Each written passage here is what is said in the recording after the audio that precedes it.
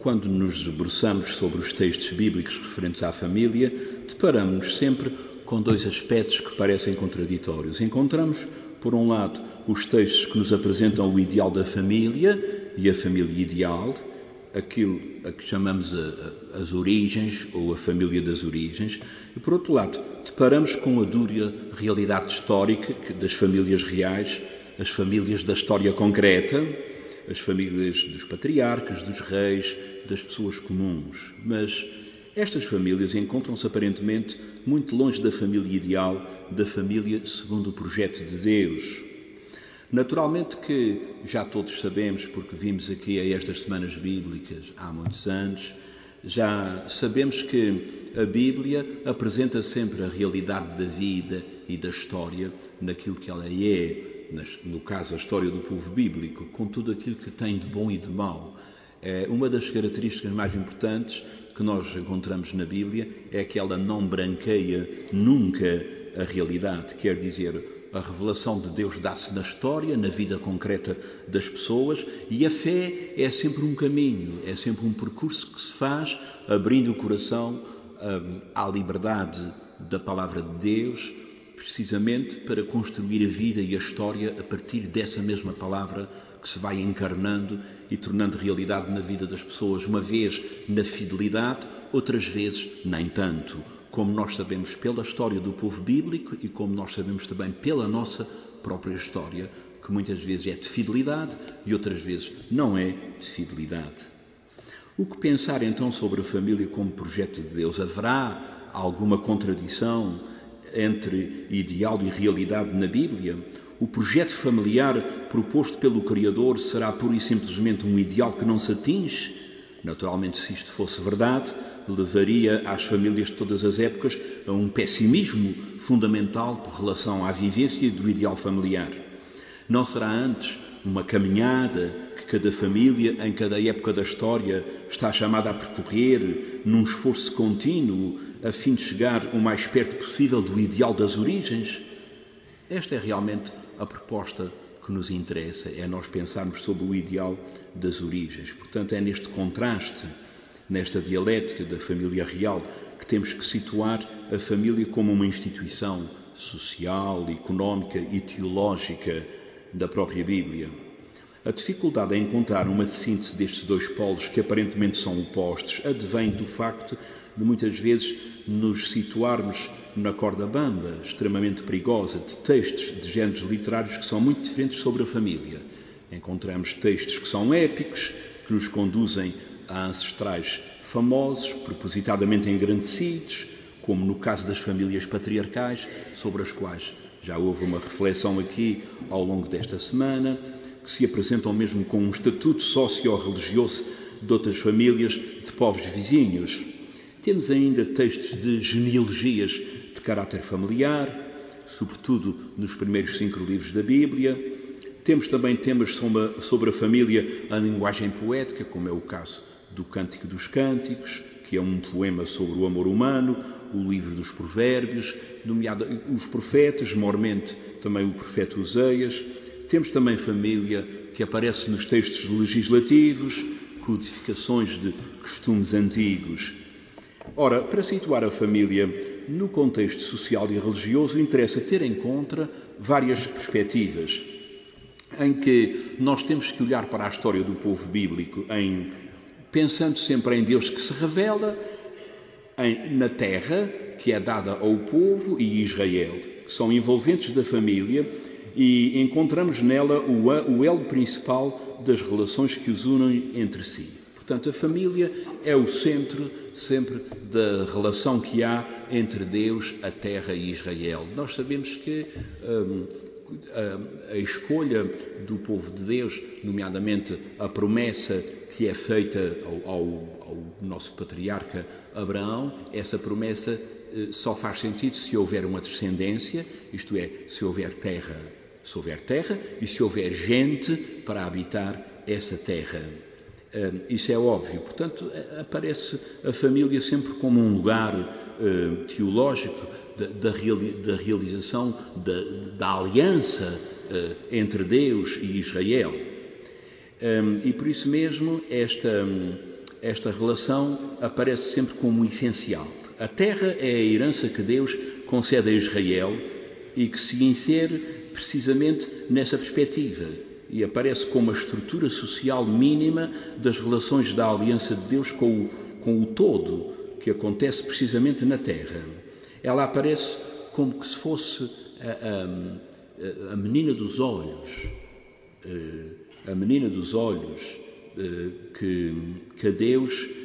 com que Deus precisamente olha para a terra e para a própria família, como algo que está escondido, mas que depois, ao longo da história, vai sendo sempre encontrada, vai sendo sempre protegida através de instituições e de leis que a protegem e que indicam o modo também como a própria família há de viver. Portanto, no fundo, a aliança de Deus com o seu povo tem sempre a ver com pessoas e com famílias. Portanto, tem sempre a ver com a vida. Nós sempre estivemos muito habituados a ver a aliança como um contrato à maneira daqueles que se faziam naquela altura, na antiguidade, entre um rei soberano e um rei vassalo. Mas, acima de tudo, trata-se de haver uma permuta, de haver uma comunhão de vida entre Deus e o seu povo. E isso acontece através também da família. Portanto, a aliança com o Deus de Israel realiza-se primariamente com as pessoas concretas. É na família que essa aliança se realiza. Daí nós encontramos alguns textos logo no início, no Pentateuco, nomeadamente no livro do Deuteronômio, onde se acentua muito a capacidade de escutar. Escuta, Israel. É um texto paradigmático. O Senhor nosso Deus é único. Quer dizer, se é único, não há nada que se lhe possa comparar. Não é apenas é o único Senhor. Não, o Senhor nosso Deus é único. Amarás o Senhor teu Deus com todo o teu coração, com toda a tua alma, com todas as tuas forças, com toda a tua mente, com toda a tua inteligência. Estes mandamentos que hoje te imponho serão gravados no teu coração, deves ensiná-los a teus filhos, meditá-los-ás em tua casa, quer em viagem, ao deitar-te, quer andando pelos caminhos, ao levantar-se, atá-los-ás como símbolo no teu braço, usá-lo-ás como filactérias entre os teus olhos, escrevê-los-ás sobre os pilares da tua casa e sobre as tuas portas. Portanto, nós vemos, por um lado, que há aqui uma unidade, uma unicidade até que se verifica no próprio Deus, a unicidade de Javé. Por outro lado, a consagração de Israel. Israel pertence ao Senhor, é consagrado ao Senhor. E, por outro lado, também o dom, não só o dom da vida, mas também o dom da terra.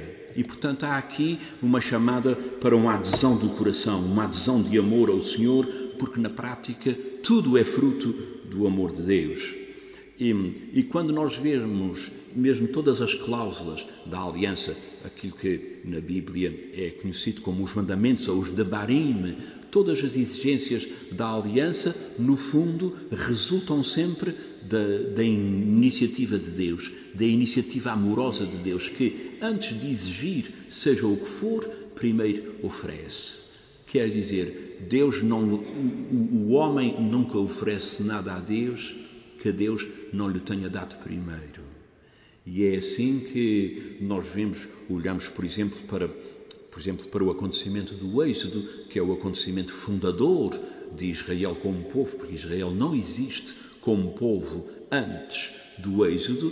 Nós vemos que todas as exigências que aparecem para a vida do povo, exigências de fidelidade, decorrem precisamente dessa ação de Deus, dessa iniciativa de Deus que primeiro age na história, não apenas dando a vida na criação, mas também levando o povo da escravidão para a liberdade, para a tal terra que tinha sido prometida aos antepassados. Sendo o lugar da realização da aliança com o Deus de Israel, a família oferece-lhe o melhor de si mesma. E o melhor de si mesma era o filho primogênito, que naturalmente nunca era sacrificado em Israel, embora outros povos pudessem ter esse costume, mas em Israel isso não existia. Mas o filho primogênito era o primeiro, portanto era como que o dom de Deus por excelência à própria família. Da mesma maneira que no culto havia as primícias, que eram oferecidas ao Senhor como os primeiros frutos da terra, um sinal de que a vida dada por Deus se mantinha, precisamente porque o Senhor possibilitava que através da terra esses mesmos frutos da terra pudessem manter a vida. Então, também, da mesma maneira, o primogênito era oferecido ao Senhor. E por isso, sempre a Bíblia deu muita importância ao primogênito, porque recebia a melhor herança, muitas vezes era o único herdeiro da própria família. Mais tarde, os rabinos vão atribuir apenas mais uma parte igual à dos outros irmãos, mas a casa paterna e tudo o que estava ligado à casa paterna era como algo que fosse indiviso e ficava sempre para o primogênito. E até outras culturas, como por exemplo o Código de Hammurabi, um rei da Babilónia do início do segundo milénio antes de Cristo, já considerava também as mesmas perspectivas, as mesmas prerrogativas e direitos. Por exemplo, no caso dos gêmeos, o primogênito era sempre o primeiro a nascer. E até há um texto no livro do Êxodo que faz referência a isso, quando diz: consagrar-me-ás todo o primogênito dentre os filhos de Israel, seja homem ou animal, porque ele pertence-me. E se a gente for até ao início do Evangelho de Lucas, lá se diz a respeito de Jesus: quando se cumpriu o tempo da sua purificação, segundo a lei de Moisés, levaram-no a Jerusalém para o apresentarem ao Senhor, conforme está escrito na lei do Senhor: todo o primogênito varão será consagrado ao Senhor. Todo o primogênito varão será consagrado ao Senhor. Portanto, a família era o ponto de união entre as diversas instituições sociais, religiosas, mesmo económicas, porque desde sempre ela foi considerada a célula da sociedade. Portanto, tudo o que afetasse a família, naturalmente afetava também as relações entre Deus e o povo, entre o povo e Deus, na perspectiva da aliança. Se as raízes da família estão minadas, naturalmente toda a árvore acabaria por sofrer consequências. É por isso que nós devemos compreender todas as intervenções dos profetas, quando havia crise religiosa e crise social, quando havia uma crise mesmo profunda, para a vivência da aliança, porque a vivência da aliança significava também saúde mental, saúde espiritual, saúde social na própria família. É por isso que nós devemos ir um pouquinho aos textos das origens, também para compreendermos um pouco este ideal da família. Nós vemos logo, desde a primeira página da Bíblia, que Deus criou o homem e a mulher. Significa que o homem é uma criação de Deus, que não é um produto da evolução natural. Isso para nós, naturalmente, parece-nos evidente, que não é um produto da evolução natural. Portanto, há aqui uma dimensão social própria do ser humano, porque o ser humano foi criado para viver em relação. E é muito interessante a gente ver que desde as origens, realmente Deus, se a gente olhar para a Bíblia, Deus revela-se também no seu falar. Deus revela-se no seu modo de fazer. Nós dizemos que Deus criou do nada todas as coisas, mas há algumas modalidades conceituais que referem precisamente a este agir criador de Deus, que é o facto de Deus falar, de Deus colocar, de Deus dar. E por conseguinte, esta dimensão aparece como essencial quando nós olhamos para os textos das origens. Já todos nós sabemos que, no fundo, estamos perante uma linguagem de caráter mitológico. Também outras religiões próximas de Israel têm também textos parecidos. No entanto, esses textos, se nós repararmos bem, esses textos implicam sempre algum ordenamento que os deuses fazem devido ao caos que existe. Deuses menores, nos seus conflitos com o homem, precisam de ser postos em ordem. Nessas religiões é como se Deus precisasse de ordenar um caos pré-existente. E, no entanto, apesar dos contatos que há entre a religião de Israel e essas outras religiões, nomeadamente da Mesopotâmia e outras, esse caos não existe. Esse caos pré-existente não existe. Não existe porquê? Porque a palavra de Deus é uma palavra criadora, que dá origem à realidade. O dizer de Deus é um dizer criador. Nós olhamos para os textos das origens, Gênesis 1 e Gênesis 2, sobre a criação do homem e da mulher, que são aqueles que nos fornecem precisamente os dados mais diretos para a compreensão do matrimónio, da família no Antigo Testamento. Portanto, como relato de origens, e como acontece em todos aqueles primeiros 11 capítulos do livro de Gênesis, são como que um prefácio a toda a história bíblica posterior, um prefácio que foi colocado antes, precisamente para mostrar como uma panorâmica geral das origens da humanidade, sabendo que não estamos perante uma narrativa histórica, estamos perante um relato de começo. Todas as realidades não puderam ser experienciadas pelo homem na Bíblia, muitas vezes entendem-se como um relato de começo, quer dizer, não esteve ninguém para ver, obviamente. E é por isso que quando existem realidades que são muito profundas, mas que estão para além da experiência do ser humano, usa-se uma linguagem apropriada, usa-se a chamada linguagem mitológica. Por isso a gente chama os mitos das origens. Com muita frequência pensa-se que linguagem mitológica é a linguagem falsa, mas isso é errado. A ideia comum que se tem é que muitas vezes essa linguagem mitológica é falsa, mas isso não é verdade. Quando se fala de linguagem mitológica, significa precisamente usar imagens, todos os recursos literários que se tem para exprimir algo que não foi experienciado pelo ser humano, precisamente porque o ser humano não existia para poder contar aquilo que se pretende transmitir. E é por isso que nós devemos saber sempre olhar para estes textos, compreendendo que se trata mais, muitas vezes, de uma roupagem literária, mas para transmitir ideias que são muito profundas. E, como nós vamos ver, os textos são sempre, na Bíblia, são sempre bastante bem elaborados. Portanto, quando isto acontece, pretende apresentar-se um modelo, um exemplar, à imagem do qual todos os outros casos podem vir a moldar-se. Não podemos perder de vista este contexto para enfrentar a questão da família na Bíblia. Certamente é este princípio universalmente válido, porque é da ordem da criação, é a visão que Deus tem da família, que Jesus se refere quando responde aos fariseus condenando o repúdio da mulher. No princípio, não era assim, diz Jesus.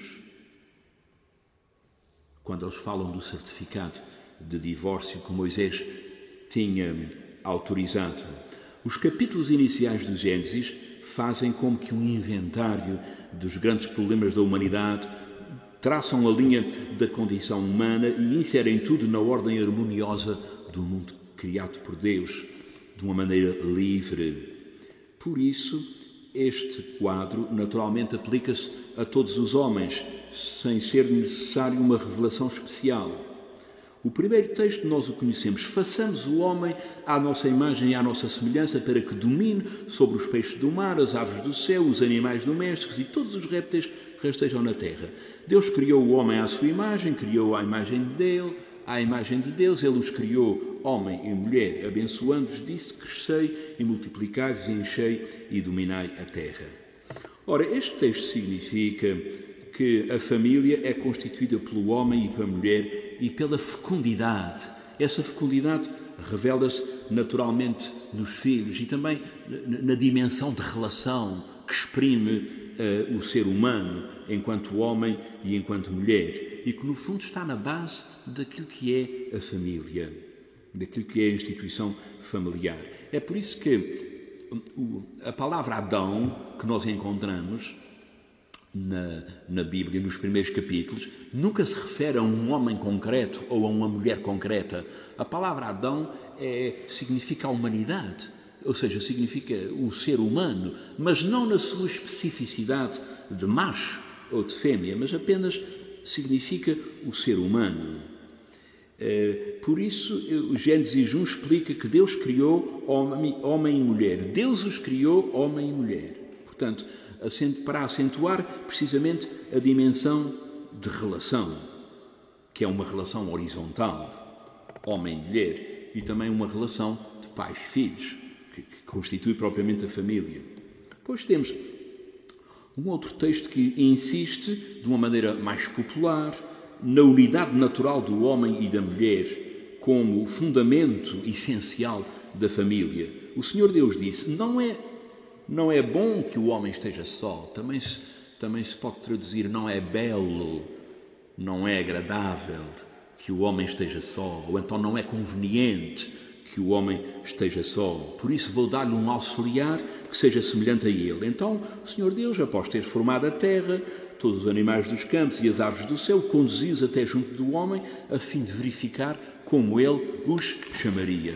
Então o Senhor adormeceu profundamente o homem enquanto ele dormia, tirou-lhe uma das suas costelas, cujo lugar preencheu de carne. Da costela que retirara do homem, o Senhor fez a mulher e conduziu-a até ao homem. Ao vê-la, o homem exclamou, esta é realmente osso dos meus ossos e carne da minha carne. Chamar-se-á mulher, visto ter sido atirada do homem. Por esse motivo, o homem deixará pai e mãe para se unir à sua mulher, e os dois serão uma só carne. Ora, aqui, o homem, Adão, Hadamá, o homem ainda não tinha aqui um auxiliar. Mas este auxiliar aqui não se pode entender no sentido doméstico, tipo uma senhora que faz uma mulher a dias, que vai fazer limpezas para a casa de alguém. Não é um auxiliar desse ponto de vista. Portanto, não tinha alguém que fosse semelhante a ele. Portanto, e reparai que este dar o nome aos animais, significa ser superior, quer dizer conhecer o segredo. Já sabemos que na Bíblia dar o nome significa isso. Significa o nome indica a função da pessoa. Por isso até no Evangelho de Mateus, o Evangelho da infância diz, dar-lhe-ás o nome de Jesus, porque ele salvará o seu povo dos seus pecados. Por isso é que Jesus significa Salvador. Já todos sabemos isso. E, portanto, o homem quer dizer que não se identifica com uma espécie animal. Portanto, quem dá o nome distingue-se daquilo que nomeia. Isto para quem nomeia, é claro. Portanto, podemos ver aqui o momento em que o homem se separou também da pura animalidade, não importa a duração, para se tornar naquilo que somos hoje. Portanto, o processo da hominização, quer dizer, porque nós estamos numa cadeia evolutiva de tal maneira em que num determinado momento da história o ser humano passa a ser outra coisa, segundo a sua espécie, diferente das outras espécies. Portanto, com a dignidade que lhe é própria do ser imagem e semelhança de Deus. Portanto, na prática trata-se de um procedimento enfático, aqui em Gênesis 2:2, que responde, de alguma forma, àquela negação igualmente enfática, posta em realce no versículo 18. No fundo, nós estamos sempre na lógica de uma narrativa de começo. Nós estamos na lógica de uma narrativa histórica. A compreensão disto é muito importante para nos sabermos aproximar dos textos das origens. Portanto, o objetivo não é relatar ou não é narrar a criação da mulher como distinta do homem, mas pretende antes narrar a criação do homem, que não se dá por completada senão quando estão em cena o homem e a mulher. Só quando estão em cena o homem e a mulher é que realmente esta narração se dá por completada. E depois reparai que aqui no versículo 23 ouve-se pela primeira vez a voz do homem. É a primeira vez que a voz do ser humano entra no cenário da criação. E isto é muito significativo, porque o homem exprime o seu alvoroço, aquele alvoroço que é próprio do noivo, extasiado perante a mulher, a noiva, saudando-a com esta expressão: osso dos meus ossos, carne da minha carne. Isto é praticamente o primeiro canto de amor que se encontra na Bíblia. E é interessante também repararmos aqui na aparição da linguagem. Quer dizer, perante alguém que lhe é semelhante, o homem fala. Quer dizer, o homem, como que numa outra polaridade, é capaz de se rever. Quer o homem macho, quer a mulher fêmea, possibilitando a linguagem, isto é, abrindo a possibilidade da relação. Portanto, apareceu a mulher e adveio ao homem a linguagem. Isto é maravilhoso. A linguagem, começar precisamente aqui, neste momento narrativo do texto. O homem dava nomes aos outros seres, mas não falava. Agora fala e é dado a ouvir a sua voz. De repente, o narrador deixa o homem falar. Desta vez, sim. Não outra vez. Não antes, mas agora. Desta vez, sim. Nem depois também. É desta vez. Desta vez, sim. É osso dos meus ossos e carne da minha carne. Esta será chamada mulher, porque foi tomada do homem. Até as próprias palavras no texto original, talvez não interessa muito aqui, ish-a, homem e mulher, as próprias palavras do ponto de vista da origem, do ponto de vista filológico, estão em relação. Portanto, é o único tu do eu. Única, outra vez, eu. Eu presente na minha palavra. Eu presente na minha verdade. Reconhecimento e compromisso. Palavra de verdade, porque une o homem e a mulher. E, simultaneamente, tempo que une o homem e o seu Criador, perante o qual a palavra é pronunciada. A verdade tem lugar precisamente no cruzamento destas duas linhas, a linha horizontal e a linha vertical. A palavra provém e dirige-me sempre a alguém. E essa palavra designa que o amor que une o homem e a mulher não provém do homem nem da mulher e tampouco provém de si mesmos. Ele é dado por Deus, de quem verdadeiramente nasce todo aquele que ama. Como diz São João, o homem dá o nome à mulher, mas não o pode fazer senão nomeando-se ou dizendo-se a si mesmo no próprio ato de dizer a mulher ou o seu nome. Só quando o homem diz o nome da mulher é que reconhece a sua identidade. O homem dá-se, no entanto, um nome diferente daquele que dizia o seu começo, terroso. Já não é Adão, agora é Ish. Agora é mulher, Ish-a. Porquê? Porque foi tomada do homem. Quer dizer que é pela graça do outro que o relato pode tornar-se presente, ou pode passar agora para o presente, deixando à distância aquela totalidade inicial. Nascer para tudo é falar. Falar é chamar o seu passado. Chamá-lo é convocá-lo para estar presente. Por isso o homem deixará pai e mãe e se unirá amorosamente à sua mulher, e os dois são uma só carne. Os dois serão uma só carne. Esta expressão é insólita porque no sistema patriarcal era a mulher, não era o homem que deixava a sua família. Assim podemos ver a grande força do amor que aqui aparece realçada. É só o amor e só ele que pode separar do amor dos pais. Só este amor do homem pela mulher e da mulher pelo homem é que pode separar do amor dos pais. De resto, na Bíblia não há referências propriamente a um sistema matriarcal, mas quer acentuar-se que são os dois a deixar um amor anterior porque encontraram um amor mais forte. Por isso deixaram o amor anterior.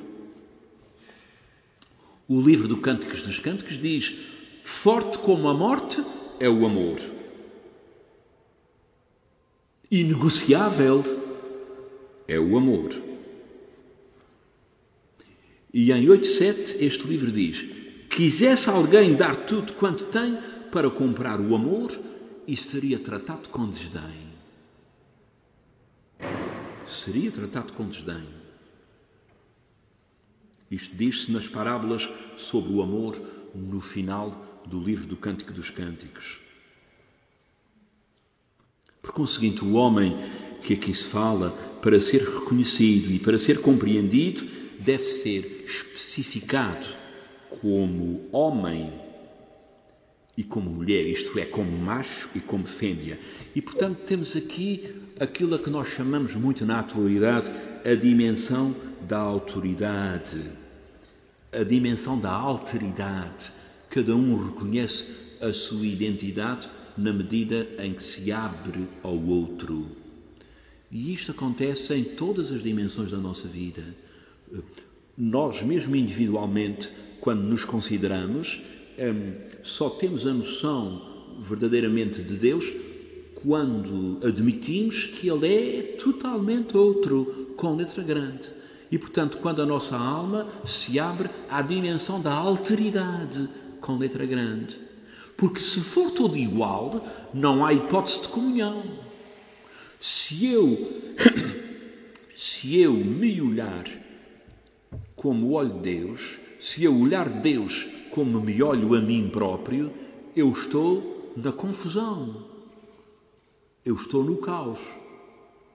A possibilidade da comunhão existe precisamente porque eu olho para Deus como o outro, com letra grande, o outro que está separado.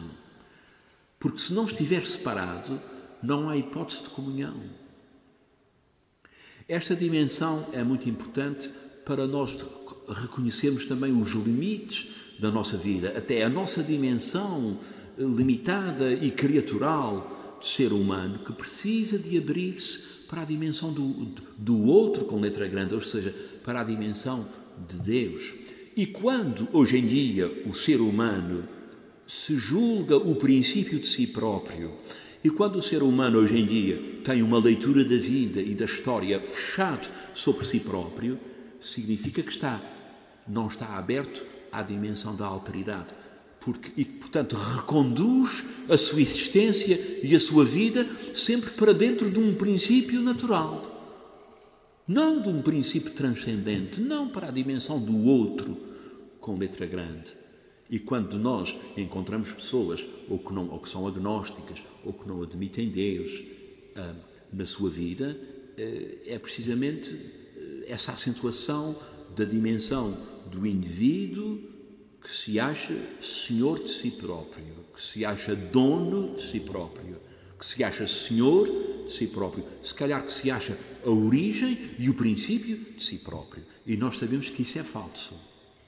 Isso não existe. Porque ninguém é senhor, ou seja, ninguém está na origem de si mesmo. É interessante um comentário que os rabinos fazem a respeito deste relato, dizendo que a mulher não foi tirada do alto do homem para que não se considere superior, também não foi tirada debaixo do homem, quer dizer, não foi tirada da perna nem do pé para que não se considere inferior, mas foi tirada do lado para estar à mesma altura. É um comentário muito interessante.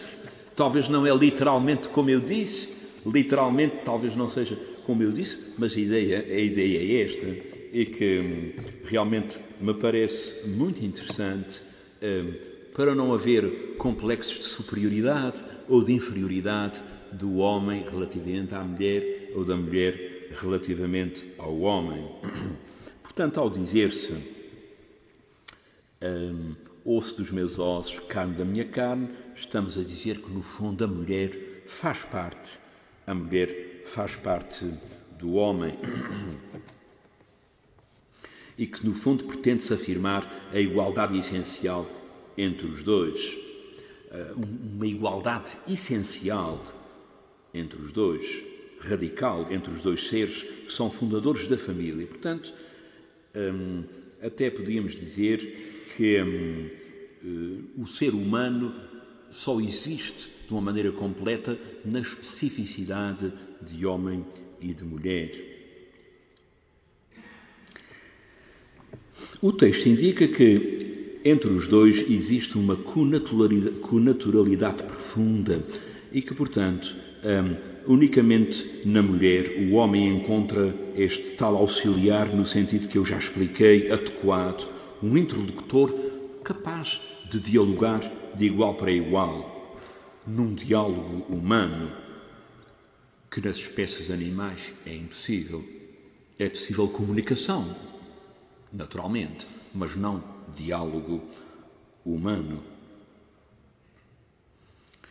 E, portanto, a mulher é que oferece ao homem esta possibilidade de criar verdadeiramente uma verdadeira sociedade, que é a sociedade familiar. E, portanto, esta característica é essencial neste texto. Diferentemente de Gênesis 1:26, que vê a criação do homem e da mulher mais sobre o prisma da diferença sexual entre os dois, aqui o autor javista considera a criação dos dois mais sob o prisma do ponto de vista psicológico. Este autor não exclui a fecundidade do primeiro par humano. Uma alusão indireta até pode encontrar-se no verbo construir, que indica a formação da mulher e que pode significar também, se estiver na voz passiva, pode significar ter filhos.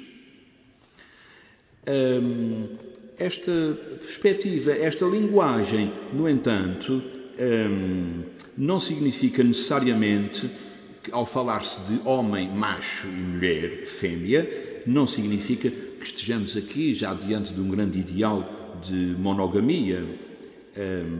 O homem deixará pai e mãe para se unir à sua mulher, que muitas vezes aparece nas traduções da Bíblia.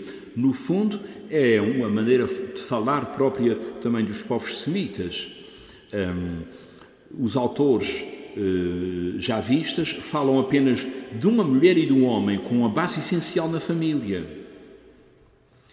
E a expressão "os dois serão uma só carne" não tem ressonâncias diretamente com a dimensão sexual, como pode parecer à primeira vista. Esta "uma só carne" não exprime a questão das relações sexuais. É um parentesco estreito entre duas pessoas.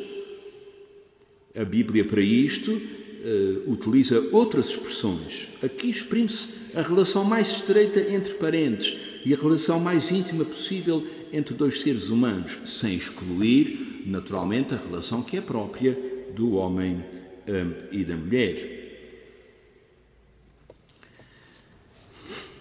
Aqui tocamos também a questão da finalidade do casamento, do matrimónio, na família, em que antigamente se valorizava muito só a fecundidade, a procriação, o que interessava era ter filhos.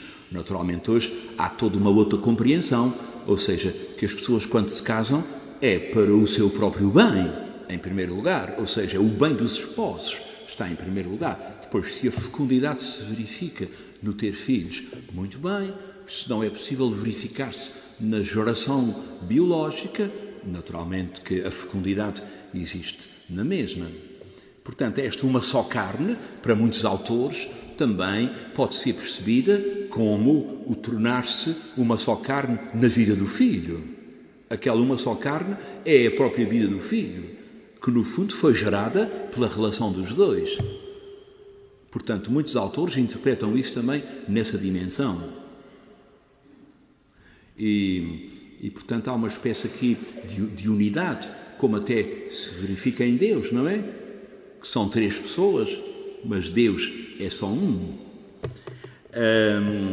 E, por conseguinte, esta perspectiva também é muito interessante e nós devemos, naturalmente, considerá-la, porque a nossa cultura atualmente já vai bastante mais dentro desta linha, não é? De primeiro lugar, do bem dos esposos e depois, naturalmente, da fecundidade e da geração da vida.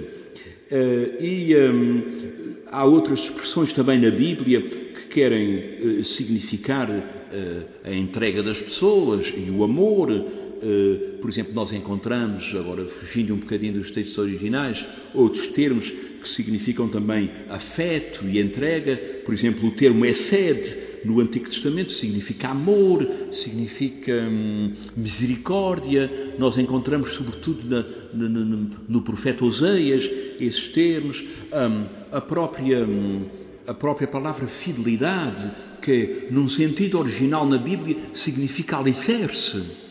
É o alicerce, a pedra, o fundamento. Daqui vem a palavra fidelidade, daqui vem também a palavra fé, a palavra fiel. Emuná significa a base, o alicerce, o que está escondido, mas que é a base, que é o fundamento. Significa, portanto, a fidelidade. Depois também temos outros termos que significam verdade como fidelidade. No hebraico, por exemplo, o emet. Temos também o verbo conhecer, que também é sabido, já de todos que lidamos habitualmente com a Bíblia, significa também uma relação especial, uma relação em fidelidade, uma relação especial, não apenas de fidelidade, mas uma relação em profundidade. Deus disse-lhes: sede fecundos, multiplicai-vos, enchei a terra e dominai a terra. O que é que significam estes imperativos? Não é certamente uma ordem, não é Deus a mandar que tenham muitos filhos ou que tenham poucos filhos, mas trata-se sobretudo de uma bênção, ou seja, o homem tem a possibilidade de fazer aparecer a vida sobre a terra à imagem de Deus, com o poder que Deus lhe deu. Esta possibilidade de fazer aparecer a vida sobre a terra é uma bênção. E não devemos esquecer que a bênção significa o dizer bem. O dizer bem é a ação criadora de Deus, é a característica criadora de Deus. Deus, no seu dizer, cria. Disse Deus: haja luz, e houve a luz. Portanto, o dizer de Deus é um dizer criador. Portanto, nós, quando abençoamos, estamos a dizer bem. Estamos a dizer bem. Este dizer bem no fundo, é reportar tudo aquilo que é a realidade que está ao nosso alcance para uma dimensão de Deus. Isto até é muito interessante ver, voltando ao primeiro relato da criação, é muito interessante ver que o homem no primeiro relato da criação, que é criado no 6º dia, no segundo relato é criado logo no início, e é muito interessante a gente ver que no 7º dia, diz até assim, que Deus descansou daquilo que tinha feito. Este repouso de Deus tem uma dimensão até de contemplação muito interessante, porque significa, para completar o pensamento que eu vos tinha deixado antes, significa precisamente que a criação não se esgota no homem em si, mas no fundo a criação só é completa quando o ser humano é capaz de se reportar ao seu Criador. Porque se não fores capaz de se reportar ao seu Criador, o ser humano não está completo. É por isso que no primeiro relato da criação que se diz de uma maneira, à maneira humana, naturalmente, que Deus descansou do que tinha feito e contemplou a obra que tinha feito. Mas naturalmente, quem contempla, quem é chamado a contemplar o seu Criador pela obra feita, é o ser humano. E o ser humano só é completo na sua totalidade, na diversidade das suas dimensões, precisamente quando se abre ao tal outro, ao Deus outro, com letra grande, de quem sabe que está separado dele, mas que é chamado a construir a história na comunhão com ele, abrindo o seu coração à comunhão com ele. Se vocês repararem, no primeiro relato da criação não há um único não, há apenas sims. Há vida, há apenas sims. Ao sentido da presença de Deus na vida e na história. No fundo, esta bênção é sempre uma possibilidade de vida, porque a vida não se esgota, a criação não se esgota no homem. E o grande problema do nosso tempo é o homem olhar para si próprio, pensando que é a origem, que é o meio e que é o fim de tudo. E isso não é verdade. Porque não é. Porque o homem não é o princípio, não é o meio, nem é o fim de tudo. E muitas vezes nós temos uma grande tendência para esquecer isto na nossa vida, para esquecer esta capacidade de nos reportarmos ao Criador, precisamente porque a criação não se esgota em nós e por isso não faz sentido uma vida fechada ao coração de Deus. Pois, um outro, eu já vou acabar daqui a bocadinho, porque entretanto eu derivei um pouquinho e o tempo passou e eu podia estar aqui mais 2 horas a falar, mas não vou estar. Tinha material para mais 2 ou 3 conferências, mas não vou falar. Só queria dizer aqui mais um pormenor ou dois, é que reparai que, por outro lado, nos relatos da criação, nenhum dos seres criados é chamado a encher a terra. Só o homem, só a respeito do ser humano é que se diz que deve encher a terra. Os outros animais não devem encher a terra, porque a terra é o espaço do homem. A terra é o espaço do homem. Foi criada precisamente para o homem. E o homem, por outro lado, é chamado a viver na convivência com os outros seres, que são chamados a multiplicar-se sobre a terra, mas não a encher a terra. As aves podem encher o céu, mas os répteis e os outros animais não enchem a terra. Quem enche a terra é o homem.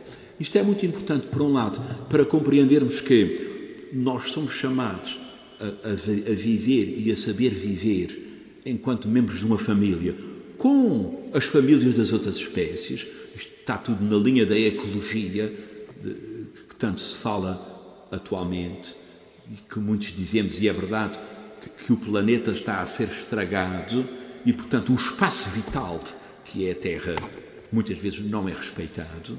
Nós temos muitas responsabilidades educativas também desse ponto de vista. E encontramos nos textos das origens precisamente o fundamento para essa sã convivência de todos os seres à face da Terra. Não é que sejamos de opinião que devemos respeitar mais um cão do que um bebê. Evidentemente, cada um está no seu lugar, mas todos merecem respeito, cada um à sua maneira, naturalmente. Esta dimensão parece-me também importante, porque quando se fala na Bíblia, nas origens, quando se fala do domínio, o domínio do ser humano sobre a criação não é um domínio absoluto, não é uma senhoria absoluta. O domínio sobre a criação é um domínio recebido, ou seja, é um domínio que o homem vai exercer, mas na obediência ao seu Criador. Não é um domínio cósmico. Mas hoje em dia, muitos pensam que têm um domínio sobre o cosmos que está à sua volta. E isso não está nos textos das origens. O que está nos textos das origens é que o domínio que nós temos sobre a criação é um domínio recebido, ou seja, é um dom. E, portanto, se é um dom, é para ser exercido em função da vida. que foi dada por Deus. E um grande contraste, vou já acabar, um grande contraste que eu noto também muito é que nós hoje em dia valorizamos muito o indivíduo. E a Bíblia só valoriza o indivíduo na medida em que ele existe em função dos outros, nunca em função de si mesmo. Nós podemos ver isso dentro da perspectiva da aliança que eu falei antes. Podíamos aqui imaginar um triângulo. Deus, o eleito pode ser Abraão, pode ser Moisés, um profeta, um carismático qualquer, um juiz, por exemplo, Gedeão ou outro qualquer. Deus, o eleito e o não eleito. Nós podemos imaginar um triângulo em que ninguém ocupa o lugar do outro. Aquele que é eleito não é eleito para si próprio, é para os outros. Se eu fui eleito para ser pai numa família, não é para mim, é para os outros. Se eu sou eleito para ser mãe numa família, não é para mim, é para os outros. Deus, o eleito e o não eleito. Nenhum ocupa, nenhum usurpa o lugar do outro. Nenhum pode ocupar o lugar do outro. Mas todos são essenciais. E se nós, reportando-nos aqui às origens, olhássemos para a nossa família hoje em dia, desta maneira, sabendo que nenhum pode ocupar o lugar do outro e que o lugar do outro não pode ser preenchido por ninguém, senão por ele mesmo, porque tem a sua função e tem o seu papel, provavelmente nós ultrapassávamos muitas questões, muitas invejas, muitos ciúmes, muitas intriguices, que às vezes existem dentro de casa, outras vezes de dentro para fora, outras vezes de fora para dentro. Deus, o eleito e o não eleito, todos têm o seu papel. O eleito não é mais do que o não eleito. Simplesmente é eleito, é escolhido para ter um papel diferente. Não existe para si, existe por causa do não eleito e para ser um mediador entre Deus e o não eleito. E aquele que não foi eleito para papel nenhum especial em termos carismáticos, recebe do mesmo modo a sua tarefa e ninguém o vai substituir.